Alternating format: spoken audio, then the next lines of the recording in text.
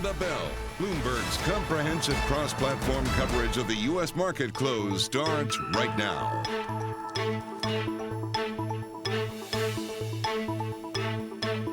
And right now, we are 2 minutes away from the end of the trading day. Romaine Bostick alongside Katie Greifeld. We're counting you down to the closing bell, and here to help take us beyond the bell, our friends Matt Miller and Carol Massar. Welcome to our audiences across Bloomberg Television, Radio Originals, and our partnership with YouTube. Carol Massar, we came into today knowing that this was going to be a pivotal day when it comes to monetary policy. We were expecting a pause. We got it. But certainly now, a lot of debate about what they do next. Yeah, we're just talking with Liz Young over at SoFi, and she's like, you kind of could have made the argument for pause, cut, rate increase, like for a lot of things at this meeting. At this point now, I'm already thinking about July. But what I'm concerned about, what Jay Powell said in terms of rate cuts, that's a few years in the making. And that to me says an awful lot about at least the Fed outlook at this point, Matt. It does to me seem strange that they weren't data dependent at this meeting, right? Because the data was hot. So if they had been, it would have been a hike.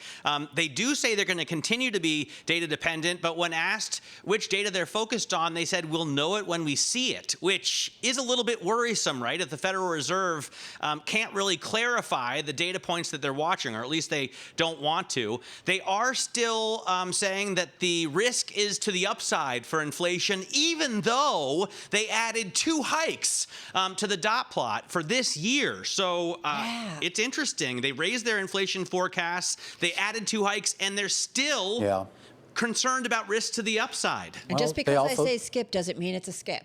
And he made that clear, despite his Freudian skip that he had a little bit earlier here. We should point out they did actually raise their economic projections for GDP here. So maybe a case, I guess, if you want to sort of play devil's advocate here, that this economy and maybe the markets can withstand yet another rate increase later this year. Meanwhile, the markets appear to take it in stride, a bit of a round trip here, even though a lot of oscillations throughout the day. The Dow Jones Industrial Average lower by 200 points, or 0.7%. The S&P 500 is effectively going to close the day unchanged, but in the green, 4372 and change, while the NASDAQ Composite up by more than 50 points, or about 0.4%. Meanwhile, the Russell 2000, that was a laggard for all day long, and it remains a laggard here at the close, down 1.2%. Yeah, and I wonder, Romaine, if that's kind of telling in terms of the small caps and what it says about maybe some nervousness about the domestic economy here in the U.S. So I do think that's an important data point. Having said that, the S&P, like you said, we kind of almost ended where we were prior to the Fed decision. You've had just about half of the names, 208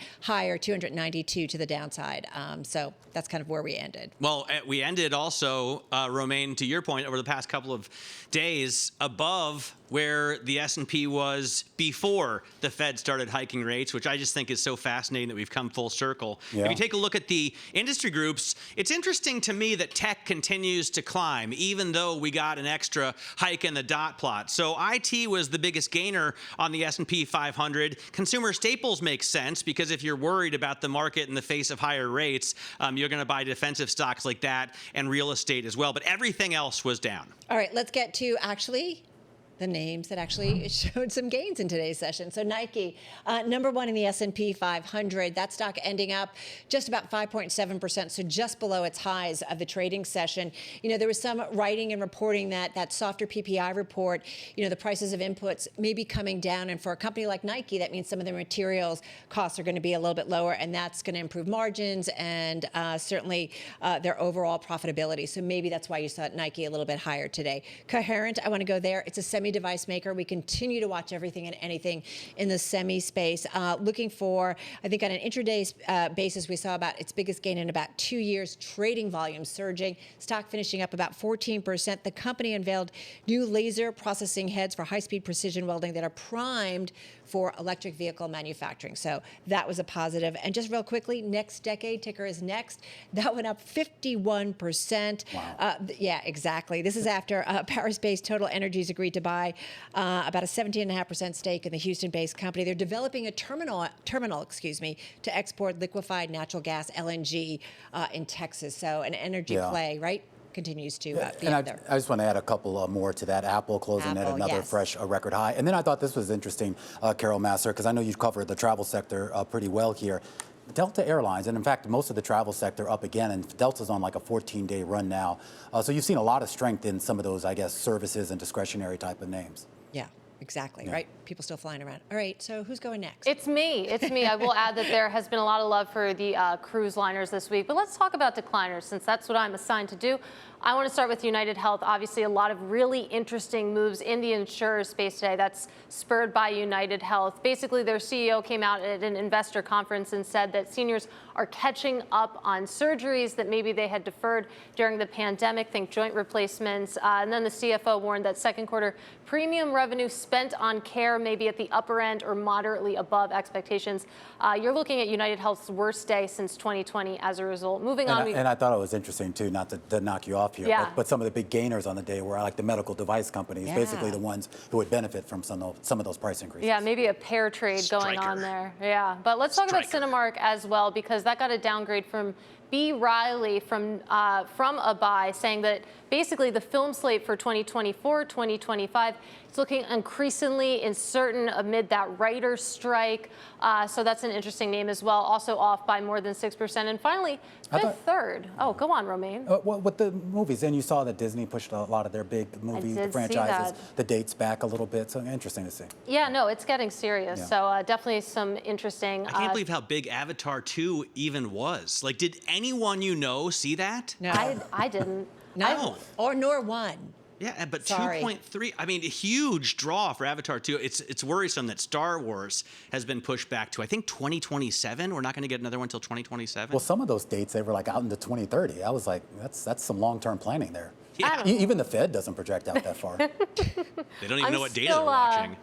I'm still holding out for Cats 2, but I need to tell you about Fifth Third. Because Did you actually see Cats 1? Yes. It was the last movie that I saw before the pandemic. Of course it was. Of course it was. It was great. We had a whole thing about it. Anyway, let's talk about some regional banks, because Fifth Third, one of several regional banks coming out today this week and warning about net interest income. Fifth Third saying today that it's reducing its guidance for full year net interest income. We also heard from the bank saying that it's no longer pursuing new office CRE originations. Of course, that's marrying together two concerns. You have regional banks, you have commercial real estate, and Fifth Third finished about 2.5% or so lower. All right, let's go back to the macro. A quick check on what happened in the Treasury markets. A lot of volatility there, as you would assume, of course, on any day where the Fed makes a big rate decision here. Your two-year yield drifting a little bit higher here on the day, only by about 3 basis points, but at one point it was up about 13 basis points, flirting with about 4.8% here. Meanwhile, the rest of the curve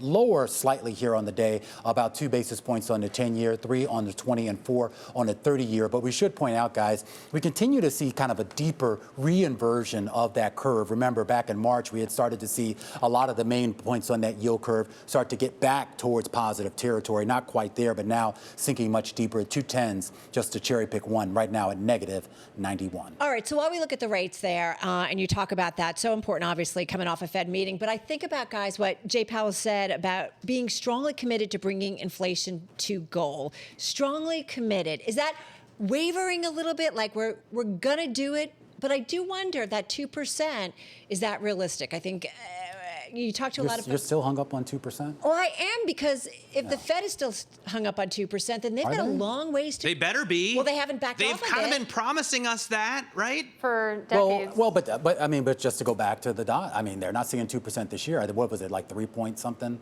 at least for this year, 2023? Do you remember when Ben Bernanke went on 60 Minutes? Yes, I do. During the crisis? He said we could crush inflation at the drop of a hat, like no problem. We're worried about deflation. Well, now we see that just isn't really true unless they're fully committed. If they really want to beat inflation, they have to continue raising rates. Haven't they beat it? But have they? I mean, and when I say beat it, I know. I mean, to Matt's point, no, they're nowhere near 2%. But when you look at a 4% CPI print, and I'm just talking about the headline number, 4% from 9.1 or wherever we were, and similar trajectory on core. I mean, there's an argument to be made that what they've done, whether that's directly attributable to those rate hikes, certainly has had an effect. That's a having in a year. But they're forecasting for core inflation, right? higher numbers for 2023. Yeah, but just go ahead. Right. I'm sorry. No, but I guess my point is that, we know it wasn't going to be just a straight drop. And as you get closer to the target, it's Matt wants tougher. a straight drop. I want it to get to the target. I don't need it to be a straight drop, but I think we need to bring inflation down over time to a much more reasonable level for people who live on a fixed income. And by the way, Katie and I talked to somebody today who watches the U.S. government and said fiscal spending could pick up next year. And that's just upward pressure on inflation. No, we just had a whole budget deal. I know, but Henrietta Trey's from Beta Partners told us she thinks fiscal spending could pick up anyway into 2024 as we get towards the election. We're going to take this outside. Did anybody ask? There was an entire bill. We would literally spend months talking about this. Remember that fiscal cliff, the debt ceiling? And then I thought there was all Katie, this. can you back me up here? I was there. We can roll back the tape. Did I fall asleep? Am I like Rip Van Winkle? I just woke up in another dimension? Did anybody ask Jay Powell what his favorite Dead song is? I mean, let's just get to the important stuff. I don't think I did. Maybe I missed that. I think it might be Not Fade Away right now because of the inflation issue. That's pretty good. Nicely done. Thanks. All right, on that, we're going to leave it. We will continue with Romaine and Matt maybe offline. All right, guys, that's going to do it for our cross-platform coverage. What's your phone number? Radio, TV, YouTube, and, of course, Bloomberg Originals. We'll see you at same time, same place at 3 p.m. and 4 p.m. tomorrow.